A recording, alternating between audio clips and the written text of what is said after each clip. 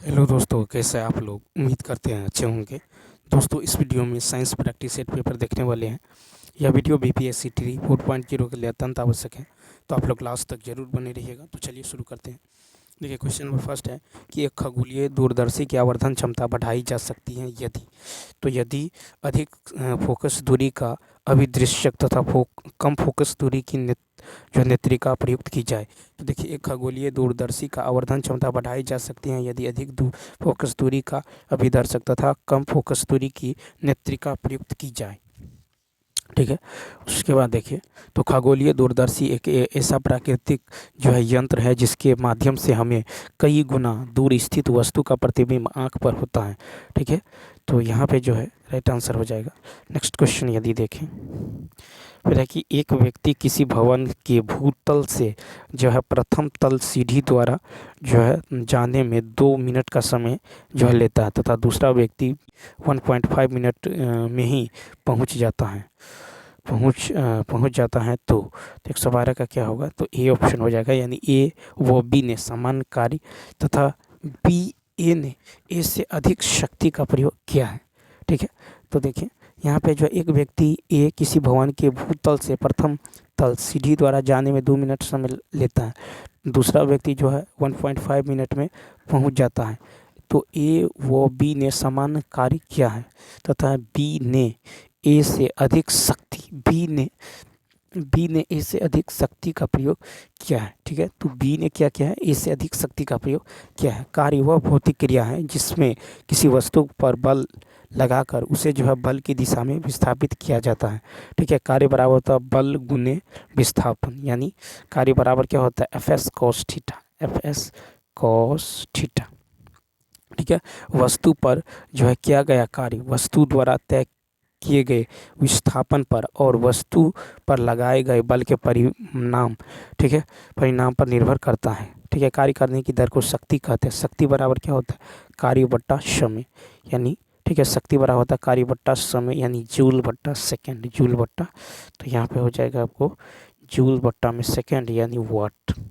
ठीक है। Next question देखिए, फिर है कि पृथ्वी तल से ठीक ऊपर वृत्ताकार कक्षा में घूमने वाले एक कृत्रिम उपग्रह का कक्षीय वेग भी है।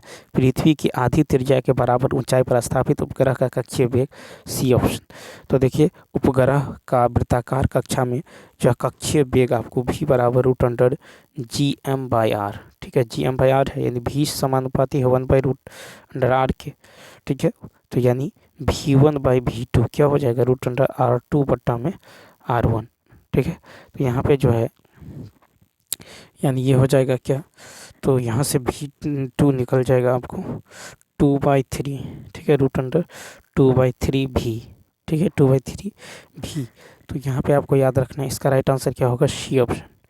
ठीक है। नेक्स्ट क्वेश्चन देखिए, नेक्स्ट है कि एक कागज पर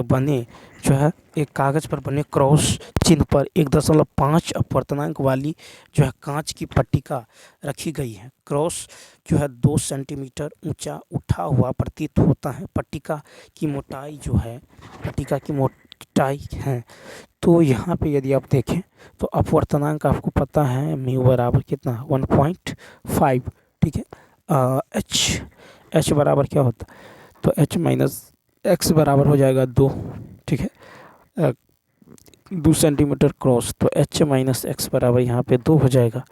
ठीक है। h माइनस एक्स बराबर क्या हो जाएगा? तो यहाँ से जो है आपको 2, तो यहाँ से देखिए तो x बराबर क्या होगा? h माइनस का 2 हो जाएगा। तो कांच का जो अपवर्तनांक होगा म्यू बराबर क्या होगा? तो h/x हो जाएगा। ठीक है। यानी h/h माइनस 2, और ये कितना है? 1.5। यहाँ से h का मान निकल जाएगा 6 सेंटीमीटर। ठीक है। तो सी ऑप्शन क्या होगा? राइट होगा। ठीक है। नेक्स्ट क्वेश्चन देखिए, नेक्स्ट क्वेश्चन है कि एक पदार्थ जिसका अपवर्तनांक n बराबर दे दिया गया है 1.51 से एक पतला जो है लेंस बना है। लेंस के दोनों सतह उत्तल हैं। इसे जल में डुबाया गया है तो लेंस व्यवहार करेगा। तो देखिए, इसका राइट आंसर होगा ए ऑप्शन, यानी एक अभिसारी लेंस की तरह। तो एक पदार्थ जिसका अपवर्तनांक n बराबर 1.51 है, ठीक है, से एक पतला लेंस बना है। लेंस की दोनों सतह जो है उत्तल है, इसे जल में 1.33 में जो डुबाया जाता है तो यह लेंस जो एक अभिसारी लेंस की तरह व्यवहार करेगा। ठीक है, पदार्थ का अपवर्तनांक जो है ये 1.51 है, द्रव का अपवर्तनांक जो है 1.33। ठीक है, तो द्रव का अपवर्तनांक जो है पदार्थ के अपवर्तनांक से क्या होगा, तो कम होगा। ठीक है, यानी 1.33 लेस देन 1.51। ठीक है, तो लेंस की फोकस दूरी बढ़ती है तो लेंस की क्षमता घटती है। ठीक है, और लेंस जो है अभिसारी की तरह व्यवहार करेगा, अभिसारी की तरह। Next question number next. अब देखिए, कहता 60 डिग्री के प्रिज्म के अपवर्तक पृष्ठ पर जब प्रकाश की किरण 50 डिग्री पर आपतित होती है तब किरण जो अल्पमत विचलित हो जाती है, विचलन कोण, तो ए ऑप्शन 40 डिग्री। तो देखिए, प्रिज्म के पृष्ठ पर आपतन कोण का मान दे दिया गया है 50। ठीक है, और प्रिज्म का कोण दे दिया गया है 60। ठीक है, तो यहाँ से विचलन अल्पतम, विचलन जो है अल्पतम निकाल लीजिए, क्या होगा, साइन आई बट्टा में साइन आर। ठीक है, साइन आर, यानी यहाँ पे हो जाएगा साइन ए प्लस डेल। ठीक है, ए प्लस डेल बाई 2 बट्टा में sine A by 2, sine A by 2। तो यहाँ से हो जाएगा आपको, ठीक है, तो यहाँ से आप निकाल लीजिए एल बराबर या आई बराबर क्या होगा, आई बराबर हो जाएगा A plus del M by 2, A plus del M by 2। तो यहाँ से तो डेल एम बराबर क्या होगा, 2i माइनस का ए। ठीक है, 2i माइनस का ए यानी 2 गुने 50 माइनस का 60, कितना निकल जाएगा, 40। ठीक है, तो यहाँ से निकल जाएगा 2 गुने 50, ठीक है, माइनस का 60 यानी 40, ए ऑप्शन। नेक्स्ट है कि समतापी अवस्था में आदर्श गैस को दी गई ऊष्मा काम करती है। तो समतापी अवस्था में आदर्श गैस को दी गई ऊष्मा जो है बाह्य कार्य करने में काम करती हैं। ठीक है, बाह्य कार्य। फिर है कि ऊष्मा गतिकी का प्रथम नियम, जो ऊष्मा गतिकी प्रक्रिया में जो है ऊर्जा के संरक्षण का जो है एक कथन, इसके अनुसार किसी प्रणाली, ठीक है, डेल क्यू को जो है दी गई ऊष्मा उसकी आंतरिक ऊर्जा में वृद्धि, ठीक है, और प्रणाली द्वारा परिवेश के विरुद्ध किया गया कार्य, ठीक है, के योग बराबर होता है, यानी डेल क्यू। ठीक है, तो यहाँ पे जो है, और देखिए जब एक ऊष्मा गतिकी प्रणाली इस तरह से भौतिक परिवर्तन से गुजरती है तो उसका तापमान स्थिर रहे, ठीक है, तो परिवर्तन को समतापी प्रक्रिया में जाना जाता है। समतापी प्रक्रिया में आंतरिक ऊर्जा में परिवर्तन शून्य होता है। 118 देखिए, कहता है कि स्थिर ताप पर जो अभिक्रिया जो 2AB, ये A2 प्लस P2 पहले उत्प्रेरक की अनुपस्थिति में, फिर उत्प्रेरक की उपस्थिति में साम्यावस्था स्थापित होने तक कराई जाती है। उत्प्रेरक की उपस्थिति से, तो 118 का होगा सी ऑप्शन। क्या होगा, तो सी ऑप्शन, यानी साम्यावस्था अधिक शीघ्रता से स्थापित हो जाती है। तो स्थिर ताप पर, ठीक है, अभिक्रिया 2AB, ये A2 B2 जो पहले उत्प्रेरक की अनुपस्थिति में, फिर उत्प्रेरक की उपस्थिति के साम्यावस्था, ठीक है, होने तक कराई जाती है। उत्प्रेरक की उपस्थिति के सामान्य अवस्था अधिक जो है शीघ्रता से स्थापित हो जाती है। ठीक है, नेक्स्ट क्वेश्चन है कि Ni परमाणु में 3D उपकोष में 8 इलेक्ट्रॉन है जिनका 5D ऑर्बिटल में वितरण निम्न प्रकार से है। तो 119 का सी ऑप्शन। तो देखिए Ni परमाणु में जो है निकेल, तो परमाणु में 3D8 में इलेक्ट्रॉन का वितरण निम्न प्रकार है। ठीक है, तो इस तरह से हो जाएगा आपको। देखिए 1 2 3 1 2 3 4 1 2 3 4। ठीक है, तो इसमें इस तरह से, ठीक है, और यहाँ पे हो जाएगा सिंगल और सिंगल। ठीक है, तो 2 2 4 2 6 8 1 9।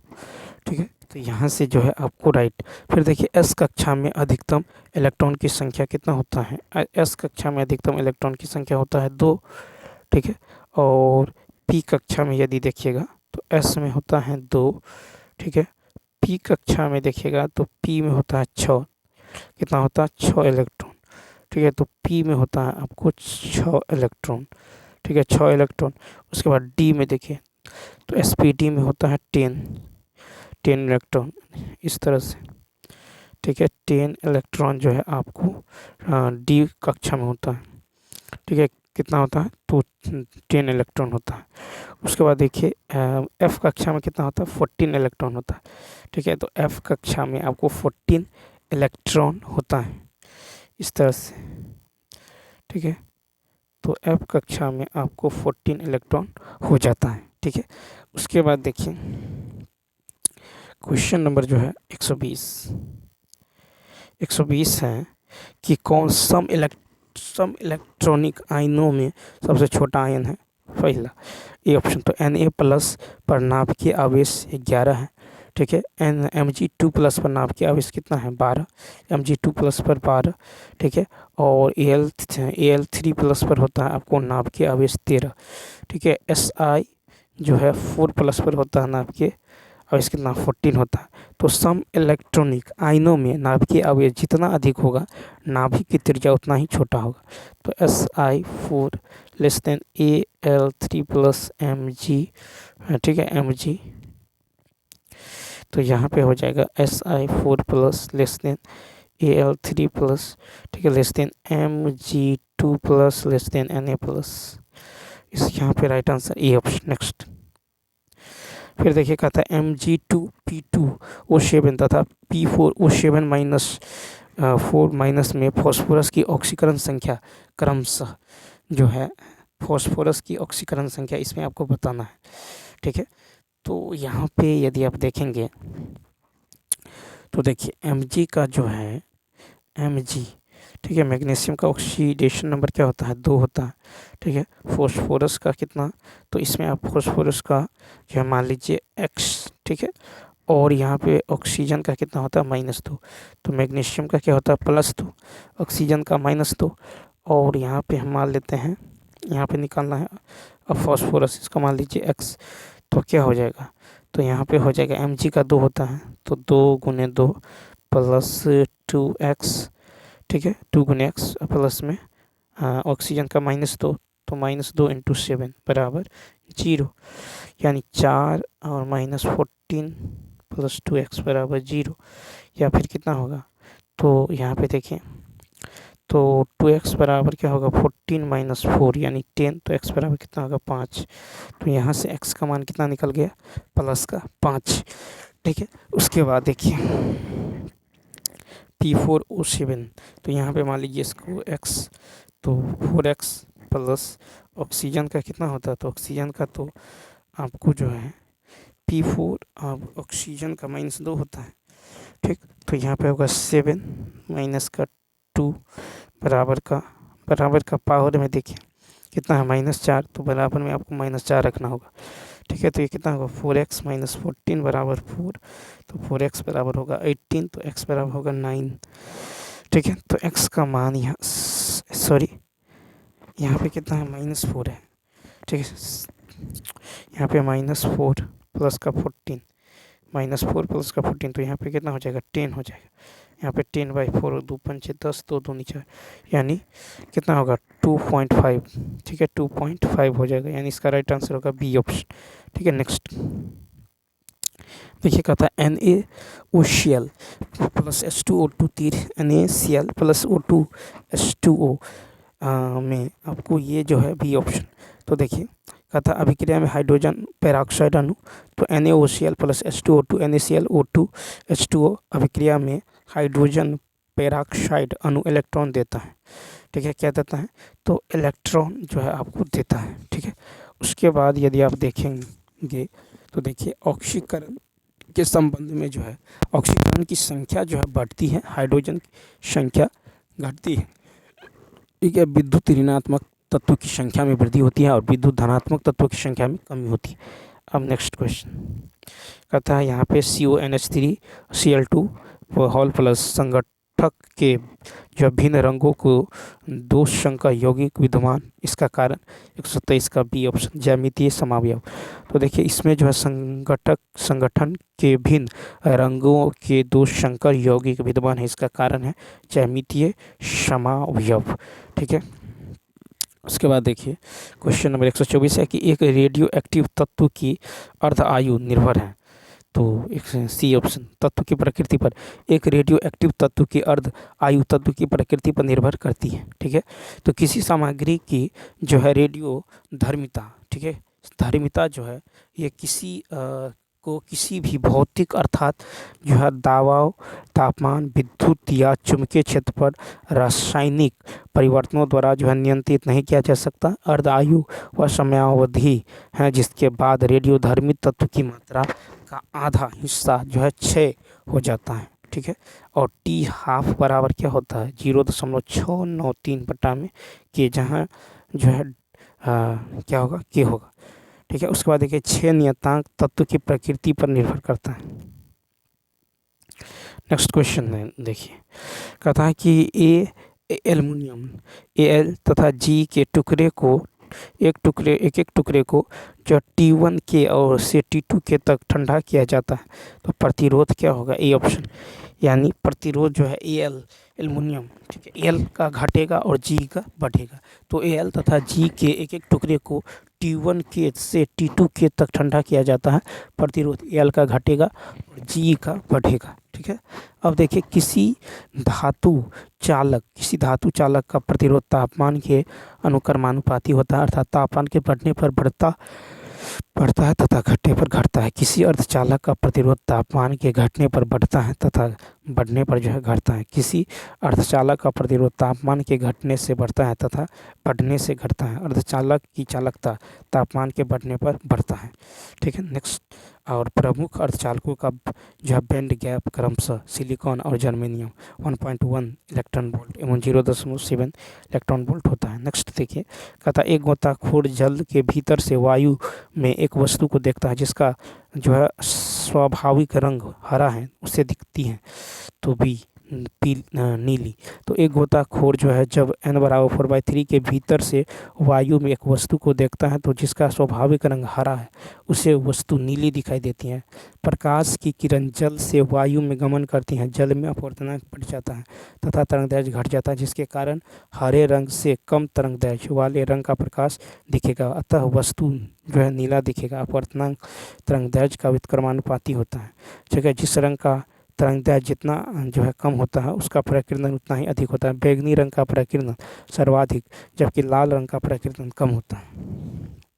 नेक्स्ट देखिए, कहता है कि विलयन जिसके परासरण दाब समान ताप पर समान होते हैं कहलाते हैं, सी ऑप्शन सम पराश्रयी। तो देखिए विलयन जिनके परासरण दाब समान ताप पर समान होते हैं, ठीक है, तो परासरण दाब समान ताप पर समान होते हैं उसे समपराशरी दाब कहते हैं। परासरण एक अर्ध पारगम्य झिल्ली के माध्यम से केवल जो है विलायक का प्रवाह है। ठीक है, किसी विलायक को अर्ध पारगम्य झिल्ली द्वारा जो है विलयन से पृथक रखा जाए तो परासरण को रोकने के लिए कम से कम जितना बाहरी दाब लगाया जाता है उस पर, ठीक है, वह उस विलयन का परासरण दाब कहलाता है। विलयन के अनुसंख्यक गुण विलेखनों की संख्या पर निर्भर करते हैं, उनकी प्रकृति पर नहीं। यानी अल्फा सम, ठीक है, यानी जो है अनुसंख्यक गुण समानुपाती होता है 1/, अनुभार के।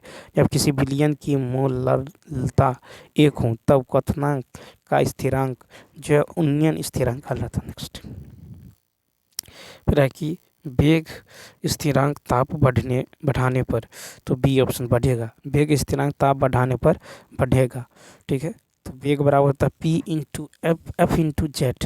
ठीक है, तो F होता है अणुओं का वह प्रभाज जिनमें क्रियाओं के लिए आवश्यक ऊर्जा होती है। P होता है प्रभावी अभिविन्यास, ठीक है, युक्त संगठकों का संभावी, ठीक है, प्रभाज, और Z होता है संगठियों की आवृत्ति।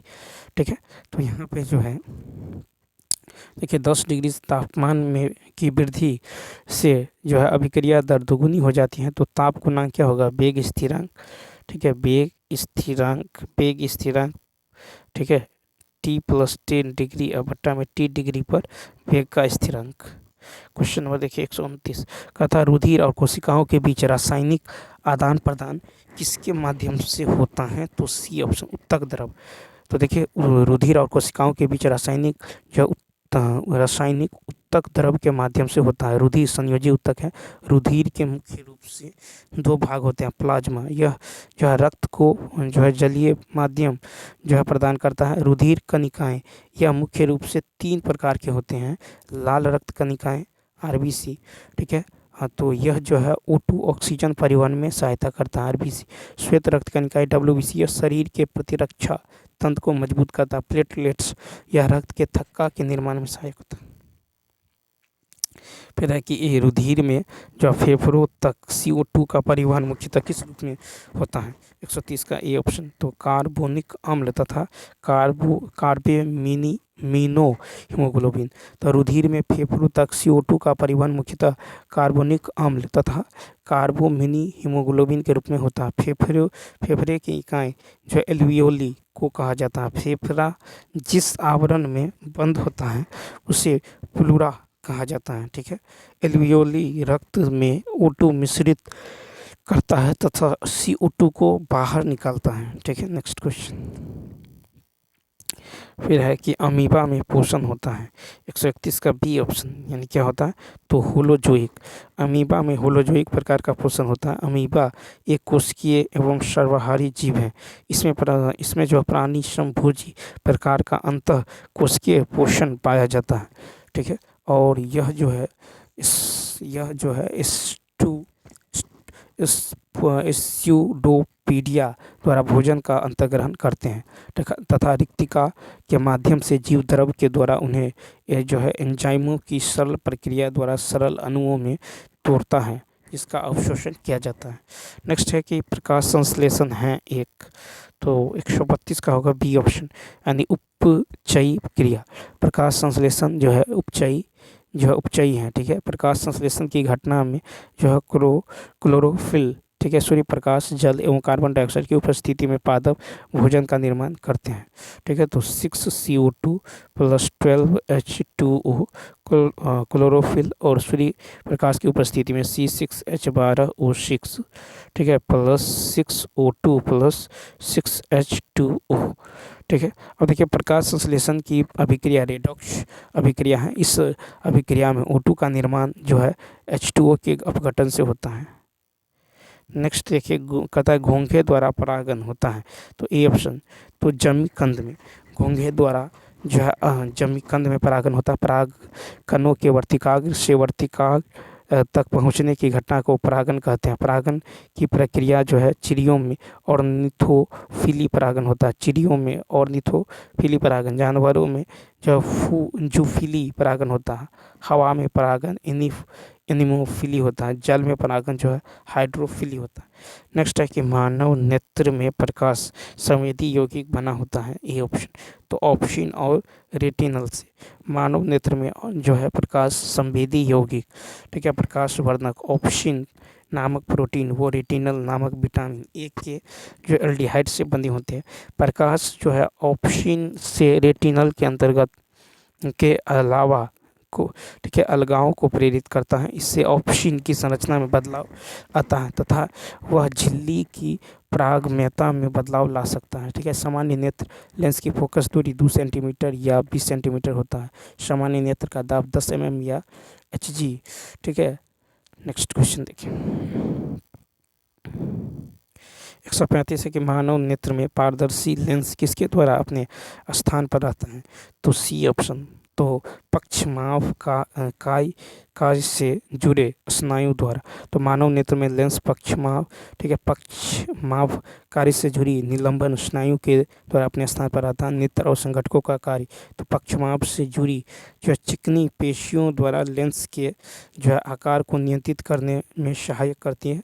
फिर है कि आइरिस से जुड़ी चिकनी पेशियाँ पुतली के व्यास के नियमन में सहायता करती है। आइरिस से जुड़े जो है एक्टिनेट स्नायु की जल की निकासी में शामिल होते हैं, क्योंकि इसे तंतुओं के मध्य जो रिक्त स्थान होता है। सामान्य नेत्र का अपवर्तनांक कॉर्निया 1.38, ठीक है। जलीय कक्षाम जो है कक्षाम जो है 1.34, नेत्र लेंस 1.38 से 1.41, ठीक है। द्वितीय जो है कसाव जो है 1.34।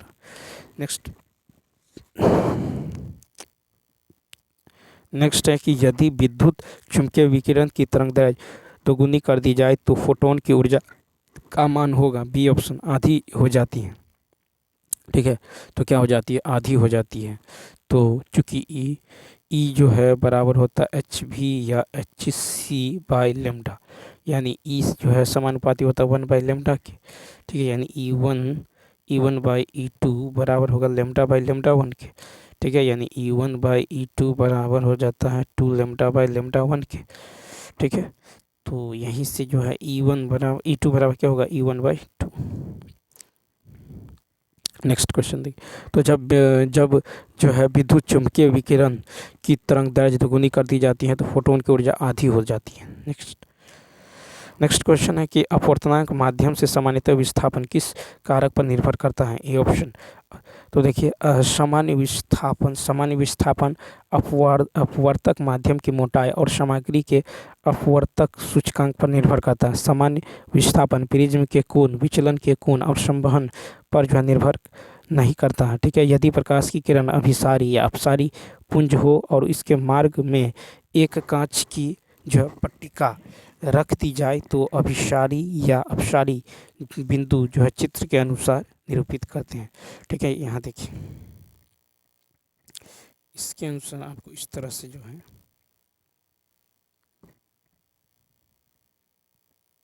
इस तरह से यहाँ पे, ठीक है, इस तरह से आपको जो है चित्र में। अब देखिए प्रकाशीय पथ की यदि बात करें तो निर्वात में प्रकाश द्वारा जितने समय में दूरी तय की जाती है, ठीक है, उसी समय में माध्यम में तय की गई दूरी को प्रकाशिक पथ कहते हैं। माध्यम को पार करने में प्रकाश को लगा समय होता है। ठीक है, तो ये होता है आपको 1/c। नेक्स्ट क्वेश्चन देखिए, कहता है कि 4 kg वजनी एक वस्तु स्थिर अवस्था में निरंतर बल लागू होने पर वह यह 5 मीटर प्रति सेकंड की गति प्राप्त करती है। इस पर बल किया गया कार्य, तो वस्तु द्वारा किया गया कार्य के बराबर होगा गतिज ऊर्जा में परिवर्तन। ठीक है, तो W बराबर क्या होगा 1/2m इंटू v² माइनस का u²। ठीक है, तो यहाँ से आप रखिए 1/2 इंटू 4 इंटू 5 का स्क्वायर माइनस जो है 0 का स्क्वायर, यानी कितना होगा, तो 50 जूल, सी ऑप्शन। ठीक है, तो W बराबर होता है 1/2m v² माइनस u²।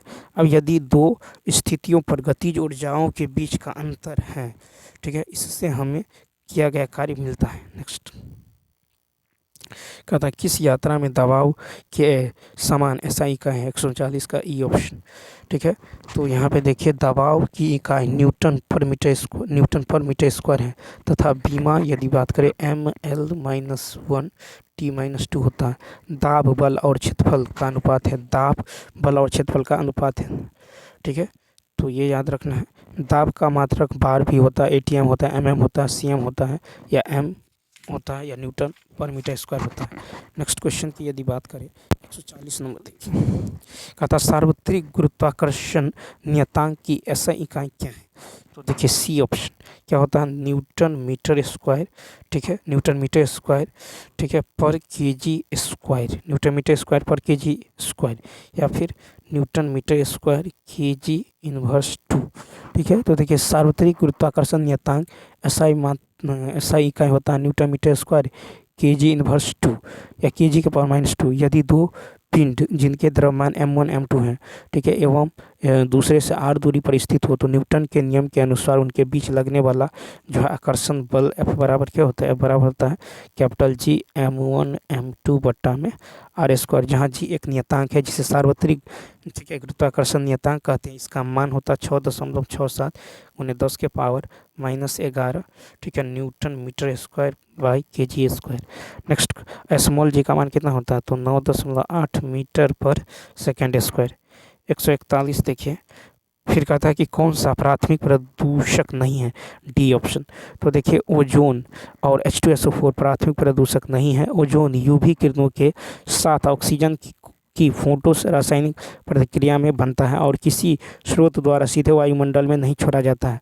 प्रदूषण उत्पन्न करने वाले पदार्थ की प्रदूषक कहते हैं। ठीक है, और देखिए स्वरूप के आधार पर प्रदूषक दो होते हैं, एक तो प्राथमिक प्रदूषक होता है, द्वितीयक प्रदूषक होता है। प्राथमिक प्रदूषक वे प्रदूषक जो अपने मूल स्वरूप में ही रहकर प्रदूषण फैलाते हैं, प्राथमिक प्रदूषक कहलाते हैं। DDT, CO2, CO, plastic, SO2, ammonia, nitric, ठीक है, ऑक्साइड, NO2 आदि है। द्वितीयक प्रदूषक प्राथमिक प्रदूषकों की वातावरणीय पदार्थों से जो अंतःक्रिया से उत्पन्न प्रदूषक द्वितीय प्रदूषक कहलाते हैं, जैसे pen, O3, SO3, H2, S4, H2O2। Next कहता बर्तन धोने वाले तरल पदार्थ किसके उदाहरण है? A option. तो गैर आयनिक जो है डिटर्जेंट के, ठीक है, बर्तन धोने वाला तरल पदार्थ जो है गैर आयनिक डिटर्जेंट है। इन्हें जो है स्टीयरिक एसिड के साथ पॉलीथीन ठीक है ग्लाइकोल की प्रतिक्रिया से तैयार किया जाता है। इनकी पूरी श्रृंखला में कोई भी आयनिक इकाई नहीं होती है।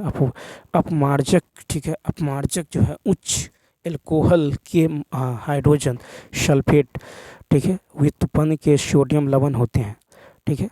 अब साबुन जो है उच्च वसीय अम्लों के सोडियम लवण है। वनस्पति तेल एवं वसा का क्षार द्वारा जल अपघटन की क्रिया के फलस्वरूप साबुन तथा ग्लिसरॉल का बना साबुनीकरण कहलाता है। नेक्स्ट है कि रिवर्स जो है ऑस्मोसिस का आधार क्या है? तो सी ऑप्शन तो यह है हाइड्रोस्टैटिक दबाव और ओस्मोटिक दबाव से अधिक होता है। तो रिवर्स जो है ओस्मोसिस का आधार है कि यह हाइड्रोस्टैटिक दबाव और ओस्मोटिक दबाव में अधिक होता है। रिवर्स ओस्मोसिस एक ऐसी प्रक्रिया है जिसके द्वारा अणु उच्च सांद्रता वाले क्षेत्र से कम सांद्रता वाले क्षेत्र की ओर बढ़ता है। परासरण में पानी के अणु और सांद्रता प्रबलता अर्धपारगम्य झिल्ली के ऊपर होती हैं जो पानी में प्रवेश की अनुमति देता है। नेक्स्ट है कि दो कार्बन परमाणुओं के बीच दोहरे बंधन वाले जो असंतृप्त हाइड्रोकार्बन अल्कीन्स का एक सामान्य सूत्र। तो 44 सी ऑप्शन। तो देखिए दो कार्बन परमाणुओं के बीच दोहरे बंधन वाले जो असंतृप्त हाइड्रोकार्बन एल्कीन का सामान्य सूत्र CnH2n होता है। बेंजीन का सूत्र C6H6 होता है। एसिटिलीन का C2H2 होता है। एल्कीन श्रेणी का CnH2n+2 होता है। एल्कीन का CnH2n होता है। नेक्स्ट 145 है कि कौन सा अम्ल लाल चींटियों में उपस्थित होता है? E option. तो देखिए यहाँ पे जो है फॉर्मिक अम्ल लाल चींटियों में उपस्थित होता है। फॉर्मिक अम्ल का IUPAC नाम मेथेनोइक अम्ल है। नेटल का डंक में मेथेनोइक अम्ल पाया जाता है, ठीक है। सेब में मैलिक अम्ल पाया जाता है। कपड़े से जंग के धब्बे हटाने के लिए ऑक्जेलिक अम्ल प्रयुक्त किया जाता है। सोडा वाटर एवं अन्य पेय पदार्थों में जो है कार्बोनिक अम्ल पाया जाता है। देखिए कहता है कि DNA के वाटसन और क्रिक मॉडल के लिए निम्नलिखित में से कौन सा कथन गलत है? तो बी ऑप्शन। तो देखिए DNA के वाटसन और क्रिक मॉडल, ठीक है, क्रिक मॉडल के लिए गलत कथन है कि एडेनिन थाइमिन से 3 हाइड्रोजन बंधों द्वारा बंध सकता है, ठीक है। देखिए इसमें जो है एडेनिन थाइमिन से 2 हाइड्रोजन बॉन्ड द्वारा बंध सकता है और ग्वानिन साइटोसिन से जो है 3 हाइड्रोजन बॉन्ड द्वारा जो है बंध सकता है, ठीक है। वाटसन और क्रिक के अनुसार DNA अणु में 2 स्ट्रैंड होते हैं और हाइड्रोजन बॉन्ड द्वारा एक दूसरे से बंधे होते हैं और यह एक जो है हेलिक्स बनाने के लिए जो मुड़ जाते हैं। DNA की खोज जो है फ्रेडरिक मिशर ने किया था और DNA में हिस्टोन प्रोटीन होते हैं। नेक्स्ट है कि निम्नलिखित में से कौन सा एंजाइम बेकर के खमीर द्वारा निर्मित नहीं होता है? E option. तो देखिए लैक्टेज यहाँ पे जो है एंजाइम, तो लैक्टेज एंजाइम बेकर के खमीर द्वारा उत्पन्न नहीं होते हैं, लैक्टेज, ठीक है। फिर है कि बेकर जो है यीस्ट 3 एंजाइमों का उत्पादन करता है, ठीक है, एमाइलेज, ठीक है, माल्टोज और जाइमेज। फिर है बेकर यीस्ट। एमाइलेज स्टार्च की थोड़ी मात्रा को माल्टोज में बदल देता है। माल्टेज जो है माल्टोज को ग्लूकोज में बदल देता है और जाइमेज जो है ग्लूकोज पर कार्य करके एथिल एल्कोहल और कार्बन डाइऑक्साइड के बुलबुले बनाता है, ठीक है। लैक्टेज दूध की चीनी को 2 तरल शर्कराओं जो है एल्डोहेक्सोज और सुक्रोज में तोड़ता है। लाइपेज एंजाइम आंतों में वसा को पचाने में मदद करता है। तो विकल्प में सभी जो है एंजाइम खमीर द्वारा निर्मित होता है। क्वेश्चन नंबर देखिए निम्नलिखित में से कौन WBC में सबसे प्रचुर मात्रा में होता है? तो यहाँ पे ए ऑप्शन न्यूट्रोफिल्स। तो न्यूट्रोफिल्स द्वारा कुल WBC की सबसे प्रचुर जो कोशिकाएं हैं ये कुल WBC का लगभग 60 से 65% है। ठीक है, बेसोफिल सबसे कम होते हैं क्योंकि ये कुल WBC का केवल 0.5 से 1% बनाते हैं।